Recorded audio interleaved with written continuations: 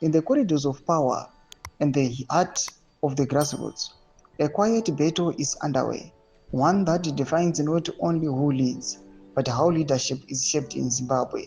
Nizanapinda mashoko ari kubuda panguva ine parikutaurwa pamusoro pe-the messy ZANU-PF succession war. Pana pachitaurwa pamusoro pe-matendapreneurs ne-the battle over Zimbabwe's future. Ndobva wasubscribe like obva turn on the bell icon. Change Radio panguva ino iri kuanalyza zviitiko zviri kuitika the ruling party ZANU-PF pamwe name opposition. Vendambira nyora chiti at the center of this contest are the so-called tenderpreneurs, political actors who leverage access and influence to secure tenders and contracts, often at the expense of public accountability. Within ZANU-PF, succession dynamics are no longer just about ideology or legacy.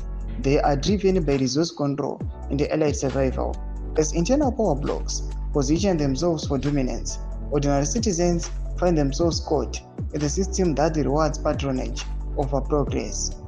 Change Radio calls attention to this moment, not just to critique, but to awaken awareness. When tender deals dictate policy and loyalty outranks competence, the country's collective dream of renewal is undermined.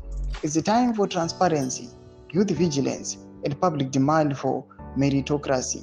Ndomashoko ari kubuda panguva ine. Change Radio ichiti let us engage, let us question, and let us advocate pazviitiko zviri kuitika panguva ino. Kuri kuonekwa kunzi matendapreneurs anouya panguva ino anonzi so-called zvigananda vari kuonekwa kunzi what they are doing panguva ino vari kuzviita at the expense of my citizens and taxpayers money. Zviitiko panguva ino tikuona Change Radio vairi kuleader the fight. Aiwa panguva ino iri kuachiti aiwa saga nyika yeZimbabwe, let us engage in these activities, let us question for accountability, and let us advocate kuti tikwanise kuisa change munyika yedu zvaro nyika yeZimbabwe. Mbotidze mafunguro enyu moti kudii pamusoro pechiitiko ichi. Wabvina kumesection medu tidzidze mafunguro enyu.